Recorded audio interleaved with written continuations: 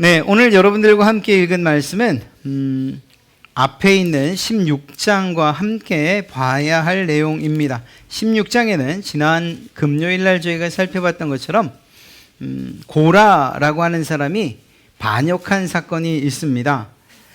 이것은 아론과 모세에 대한 원망으로부터 시작됐고, 그리고 결국은 하나님의 권위에 대한 도전까지 이어진 아주 큰 범죄였습니다. 원래 고라라고 하는 사람이 레위 자손이었지 않습니까? 그렇기 때문에 그가 해야 했던 일들이 굉장히 중요한 일들이었어요. 하나님의 말씀을 가르치고 법도와 율례를 가르치는 그런 지도자급에 있는 사람이었거든요. 또한 성막에서 봉사활동을 하며 또 회중에게 하나님을 섬기는 이러한 모든 일들을 주관했기 때문에 백성에게 존경과 신임도 받는 그런 사람이었습니다. 그런데 그러다 보니까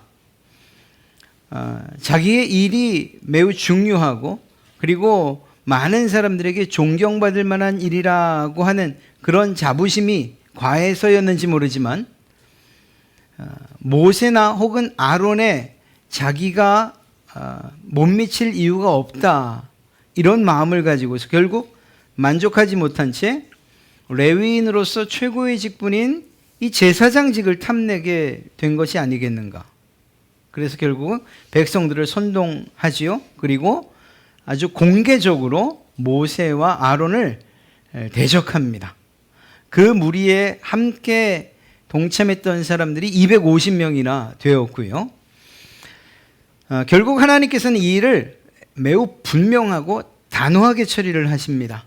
그래서 결과를 말씀드리면, 고라와 그리고 그를 따르던 사람들, 그리고 그들이 가졌던 모든 것들이 땅이 갈라져서 모두 몰사하게 됩니다. 뿐만 아니라 동참했던 250명들은 자기의 향로들을 가지고 나왔었는데, 그만 불이 내려서, 여호와의 불이 내려서 그 향을 피웠던 250명은 불에 타서 죽게 됩니다. 하나님께서 나의 권위에 절대적으로 도전하지 말아라 라고 하는 것을 백성들에게 아주 분명하게 인식시킨 사건이었죠. 그런데 이런 정도로 하나님이 확실하게 보여주셨으면 이제 좀 뒤로 물러서야 되지 않을까요? 백성들이 말입니다. 그런데 말씀을 보면 그렇지 않습니다. 이 일이 있고 난 이후, 즉 하나님의 심판이 있고 난 이후 그 다음 날, 올해도 지나지 않아요. 그 다음 날 16장 41절을 보면 이렇게 기록하고 있습니다. 이튿날 이스라엘 자손의 온 회중이 모세와 아론을 원망하여 이르되 너희가 여호와의 백성을 죽였도다 하고, 회중이 모여 모세와 아론을 칠 때에 회막을 바라본즉 구름이 회막을 덮었고 여호와의 영광이 나타났더라. 아니, 하나님의 권위에 도전한 것으로 결국 하나님께서 심판하셨다면, 그러면 이제는 머리를 좀 숙이고 겸손함으로 하나님의 뜻에 따라야 되는 것 아니에요? 땅 갈라지는 것을 모세가 할 수 있습니까? 하늘에서 불 내리는 것을 아론이 할 수 있습니까?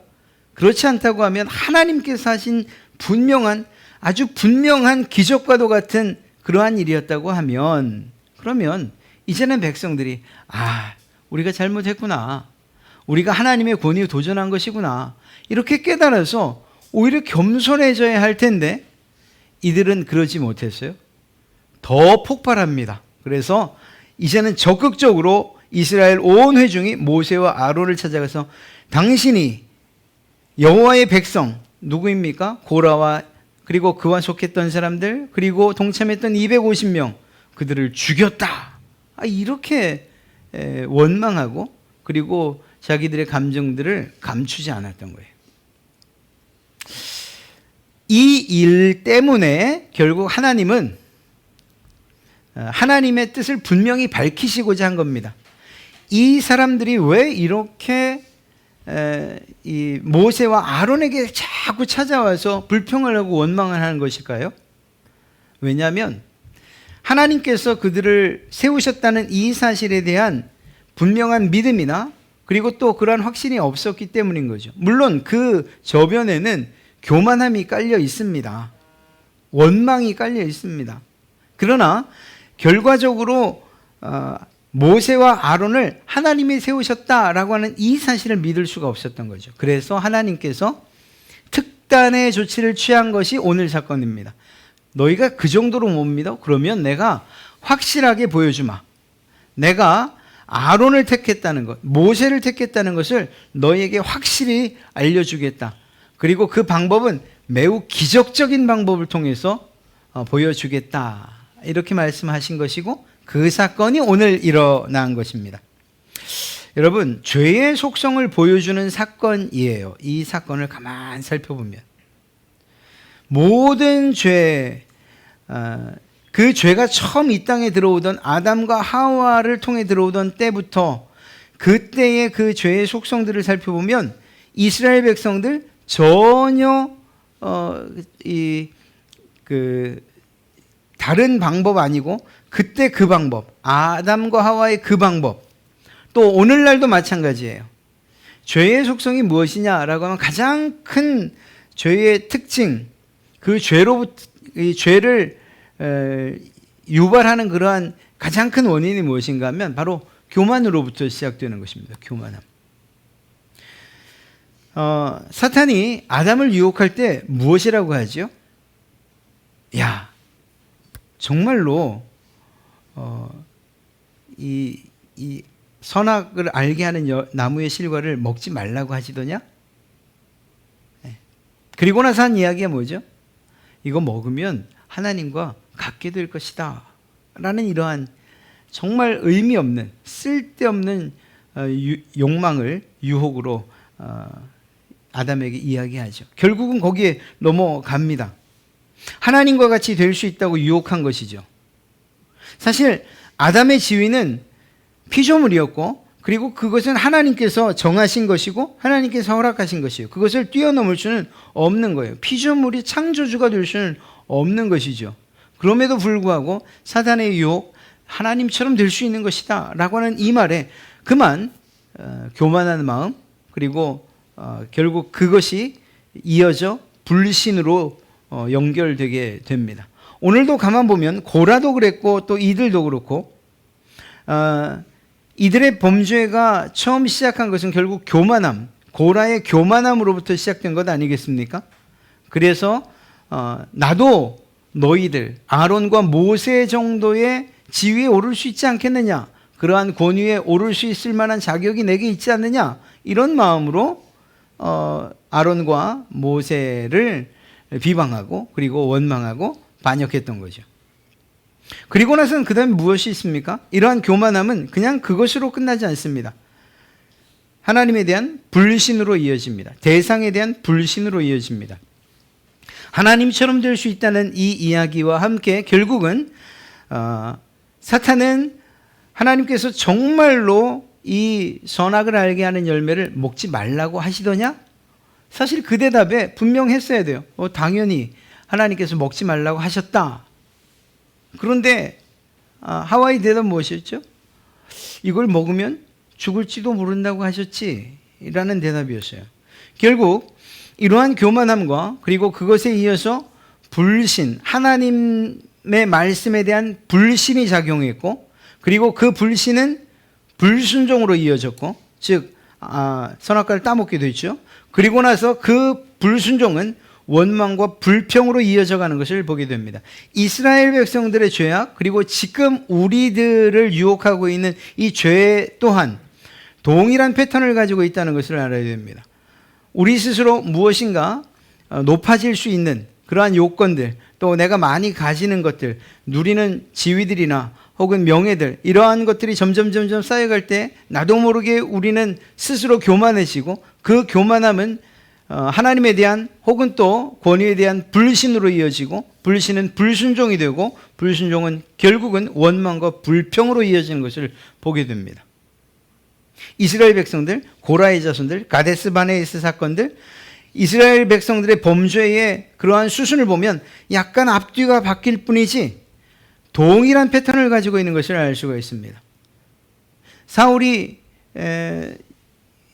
이 사무엘을 대신해서 제사를 드리고 할 때도 그때도 그것은 교만으로부터 시작된 것이죠. 물론 변명은 아니 빨리 안 오시니까 그런 일을 했지요 라고 말했지만, 그러나 하나님께서 사무엘에게 부여하신 그러한 권위에 대한 도전이었고, 그리고 결국은 자기가 그것을 할 수 있을 것이라고 하는 교만함으로부터 시작됐던 것을 알 수가 있습니다. 앞뒤가 좀 바뀔지언정 이러한 패턴들은 동일하죠. 오늘도 그런 것입니다.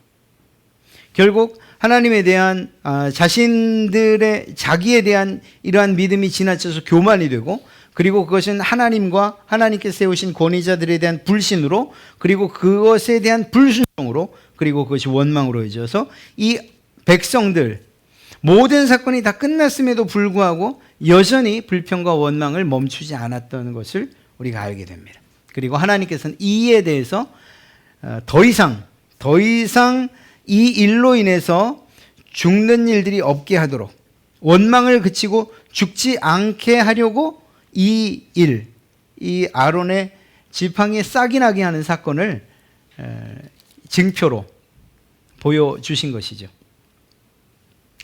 오늘 여러분들과 함께 읽었던 이 싹이 난 아론의 지팡이를 통해서 하나님께서 이스라엘 백성들에게 주시는 메시지, 또 우리에게 주시는 그러한 영적 의미를 살펴보면 참 큰 의미가 있을 거라고 생각합니다.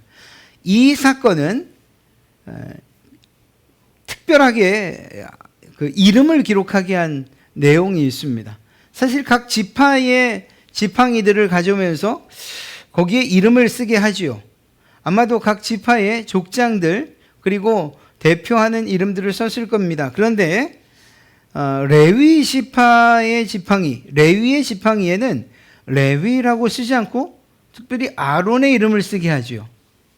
이유가 무엇일까 생각해 보면 분명합니다. 왜냐하면 지금 이 사람들, 고라로부터 시작된 모든 불평과 원망이 누구 때문에? 아론의 권위에 대한 도전으로부터 시작됐기 때문에 아론의 이름을 특별히 지팡이에 쓰게 하신 것이다, 이렇게 생각해 볼 수 있죠. 결국 이 사건은 아론의 지팡이, 즉 하나님께서 택한 자의 지팡이에 싹이 나게 하는 이런 기적이 일어남으로 하나님께서 이 사람은 내가 택한 사람이니까 더 이상 그 권위에 도전하지 말고, 더 이상 불순종하지도 말고, 더 이상 이 일로 원망하거나 불평하지도 말라고 하시는 하나님의 뜻으로 우리는 받을 수 있는 것입니다. 하나님께서 세우신 종임을 증명하는 표적으로 하나님은 지팡이를 사용하신 것이죠. 실제로 이 지팡이는 이 당시 지금도 그렇지만 특히 목축을 하는 입장에서 이 지팡이는 다른 자기의 양들을 혹은 또 자기를 보호하는 이런 호신용으로 사용되기도 합니다. 그러나 또 다른 면에서 이 지팡이는 각 지파를 대표한다는 의미에서는 권위의 상징으로도 볼 수 있는 것이죠. 그러니까 그 지팡이의 주인인 족장의 이름을 써서 회막 증거궤 앞에 두게 한 것입니다. 각 지파를 대표하는 물건이라고 그렇게 볼 수 있는 것이죠. 그런 상황 가운데에서 아론의 지팡이에만 싹이 났던 것입니다. 이 일을 통해서 하나님은 이 일을 5절 말씀을 보면 내가 택한 자의 지팡이에는 싹이 나리니 이것으로 이스라엘 자손이 너희에게 대하여 원망하는 말을 내 앞에서 그치게 하리라. 하나님의 목적이 분명했던 것을 알 수가 있습니다. 그리고 실제로 그 말랐던 지팡이에서 우미 돋고 순이 나고 그리고 꽃이 피고 하는 이러한 일들이 일어난 것이죠. 하나님께서 아론을 주권적으로 선택하셨다는 사실, 더 이상은 하나님의 권위, 또 아론의 권위에 도전하는 것을 통해서 하나님을 시험하지 않도록 하시기 위한 하나님의 특별한 은혜의 장치였다는 사실을 알 수가 있습니다. 하나님의 권위에 대한 도전, 그리고 원망으로 말미암아서 하나님의 심판을 받아 죽게 되는 일이 더 이상 없도록 하시기 위한 하나님의 특단의 조치였던 거죠. 더 나아가서 하나님의 절대적인 이러한 권위를 이후에 모든 오고 오는 이스라엘 백성들에게 징표로 남기기 위해서 법궤 안에 보관하도록 하셨던 것입니다. 그러니까 이 일이 사람들의 마술이나 요술이 아니고 하나님께서 하셨다라고 믿는 사람들은 어떤 자세를 취해야 되는가? 아론, 그는 하나님께서 택하신 사람이다 라고 하는 이 사실들을 신뢰해야만 했던 것입니다. 그리고 그 이후에도 하나님께서 선택하셨다라고 하는 하나님의 주권을 인정하는 그러한 믿음, 그리고 그러한 하나님에 대한 신뢰가 이스라엘 백성들에게는 기본적으로 필요하다는 사실을 이 사건을 통해서 알려주신 것이죠. 그런데 이러한 표적을 보고서도 모두가 믿었던 것은 아닐 겁니다. 이후에도 여전한 불평과 원망 그리고 반역의 무리들이 일어나니 말입니다. 달라진 것이 있다면 이렇게 분명한 하나님의 징표가 나타난 이후였기 때문에 그러한 불신자들에게는 하나님의 심판이 분명하고 확실하게 일어났다는 거죠. 자, 예수님께서 우리에게 보이신 놀라운 가장 큰 표징, 그것이 무엇입니까? 악하고 음란한 세대가 표적을 구한다 할 때에 주님께서 무엇만 내가 보여줄 것이 이것밖에 없다라고 말씀하신 것이 무엇이죠? 요나의 표적밖에 없다는 것이었습니다. 그것은 바로 예수님께서 3일 만에 부활하신다는 사건을 이야기한 것이고, 그 표징은 실제로 우리가 말씀을 통해서 실제로 일어났던 사건임을 잘 알 수가 있습니다. 우리가 그러한 예수 그리스도를 믿는 자로서의 이러한 표징, 그리고 우리의 구원의 정말 가장 중요한 그러한 열쇠가 되어지는 그러한 예수 그리스도의 부활을 표적으로 받았다면, 그렇다면 하나님의 백성으로서의 삶을 누리고 그리고 더욱 풍성하게 하기 위해서 그 표적에 대한, 그 표징에 대한 믿음이 있어야 되고 흔들리지 않아야 될 것이라는 것이죠. 우리가 어떤 상황들을 만나도 말입니다. 예수 그리스도의 부활을 확실하게 믿는다면 더 이상 하나님의 말씀에 대해서 불신하거나 혹은 불순종하거나 또 그것 때문에 우리의 신앙생활 때문에 원망하고 불평하는 이러한 일들이 있어서는 안 될 것이라는 사실들을 오늘 말씀을 통해서 우리는 깨닫게 됩니다.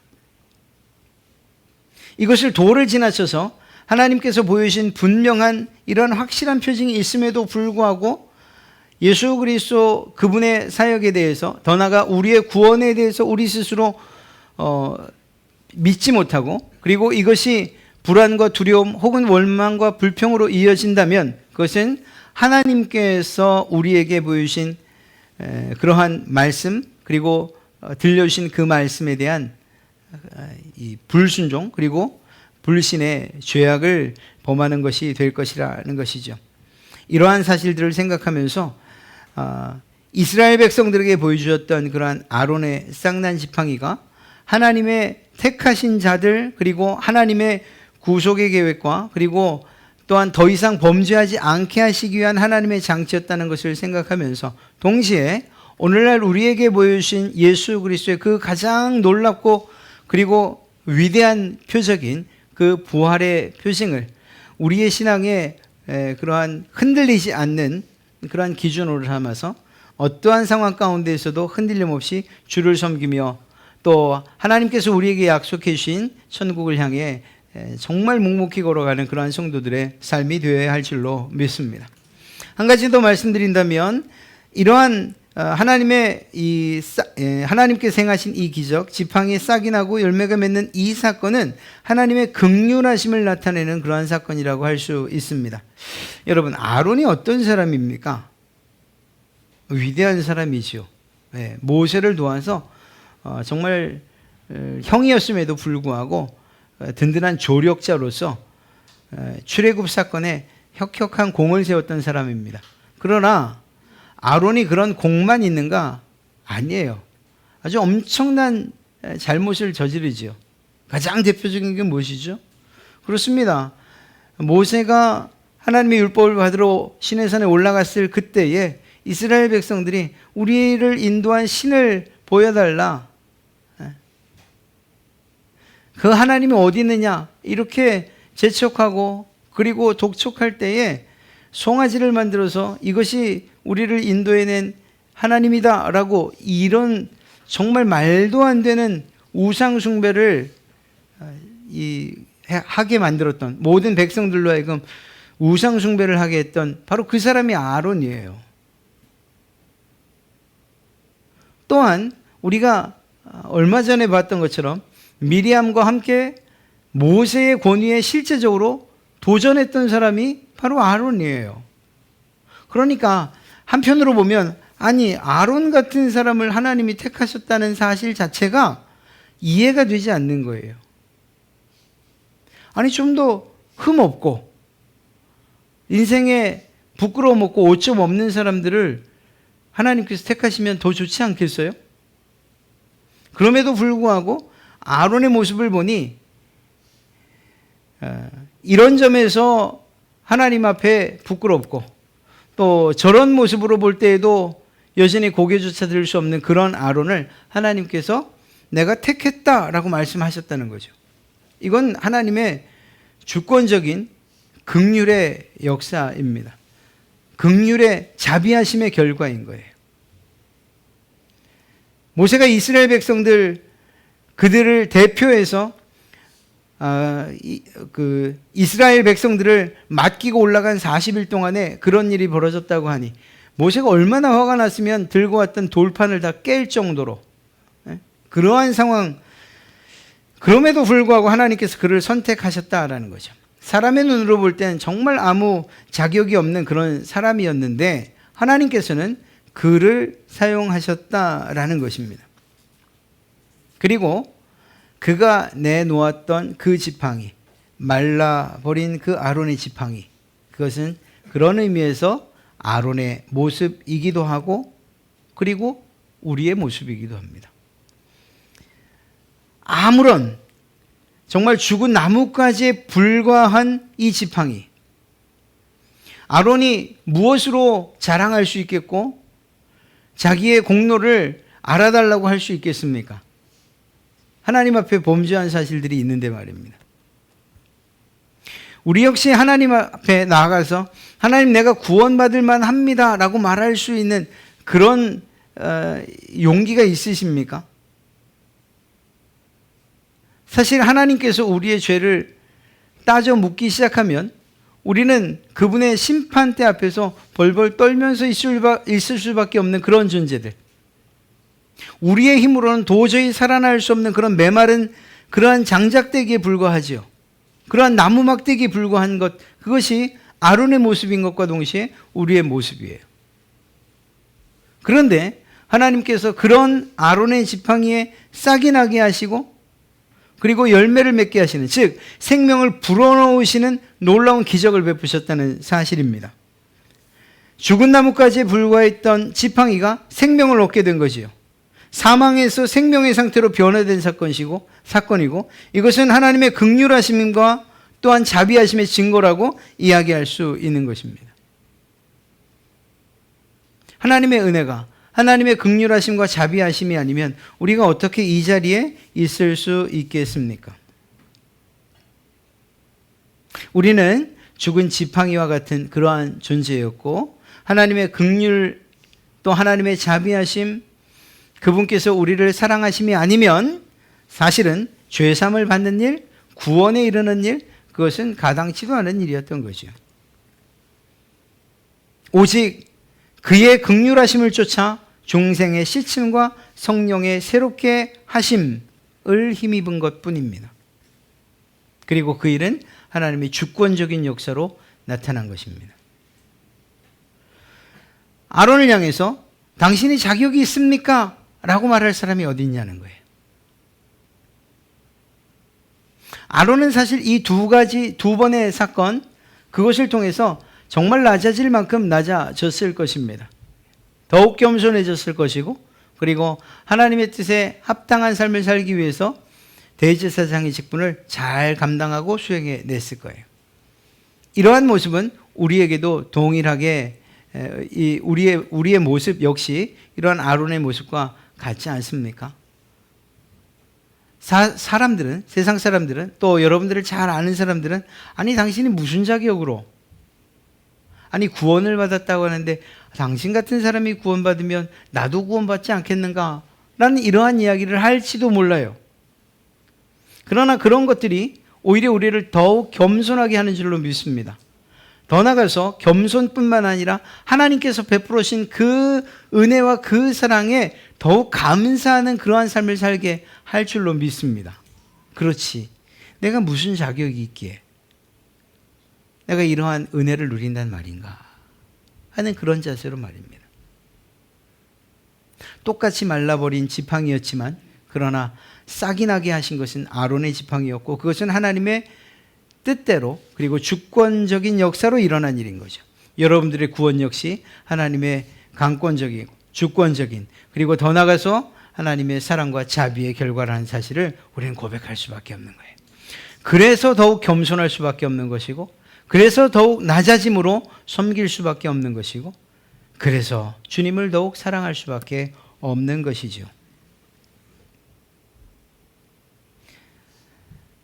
우리 스스로가 사탄은 얼마나 교활한지 각자 자기 스스로가 자기 자신을 고발하게 할 정도로 교활합니다.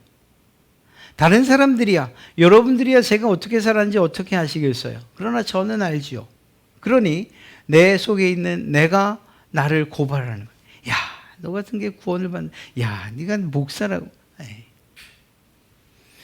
무너져도 한없이 무너질 수 있고 넘어져도 여러 번 넘어질 수밖에 없는 그런 모습이지만 그럼에도 불구하고 정말 묵묵히 이렇게 그리스도인으로서 성도로서 또 목사로서 살아갈 수 있는 이 일은 결국은 하나님의 자비하심과 그분의 긍휼하심과 그분의 주권적인 역사 때문이라는 것입니다.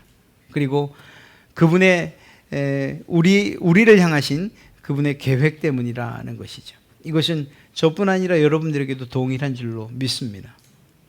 누가 우리에게 자격을 묻는다면 그래요. 저는 그럴 자격이 없습니다. 그러나 주님께서 저에게 은혜를 베풀어 주셨습니다. 라고 대답할 수 있는 것. 그것이 가장 큰 축복이 아니겠습니까? 오히려 그렇습니다. 내가 구원받을 만한 그러한 자격이 있습니다. 내 공로가 있습니다. 내가 정말 얼마나 선한지 당신도 아시지 않습니까? 라고 말하는 이것이야말로 하나님 앞에서 더욱 부끄러운 일이고 하나님 앞에 서면 그것이 아무것도 아니었다는 태양빛 아래 촛불에 불과했다는 이 사실들을 그제서야 발견하게 될 텐데 오히려 나의 부끄러움과 또한 나의 연약함과 정말 하나님의 은혜가 아니고서는 구원받을 수 없다는 이러한 고백을 하는 것 이것이 우리의 신앙과 그리고 또 하나님의 은혜의 결과가 아니겠는가 하는 것입니다. 오늘 아론의 쌍난 지팡이 그것을 통해서 하나님은 아론과 모세에게 누구도 넘볼 수 없는 권위를 확실하게 증명해 주셨고 동시에 그 사건을 보면서 아론은 자신의 모습을 발견하고 더욱더 하나님 앞에 겸손함으로 나아가 순종하는 삶을 살았을 것이라는 것입니다. 사랑하는 성도 여러분, 여러분들은 왕같은 제사장이고 택하신 족속입니다. 하나님께서 여러분들을 구원하셨다는 이 사실만으로도 우리는 가장 큰 선물을 받은 사람들이고 가장 놀라운 자격을 부여받은 사람들입니다. 성도로서 그리스도인으로서 또 예수님을 믿는 자들로서 하나님의 백성으로서 자녀로서 말입니다. 이러한 자격을 부여해 주신 하나님께 감사하고 그 일에 대해서 결코 부끄러워하지 마십시오.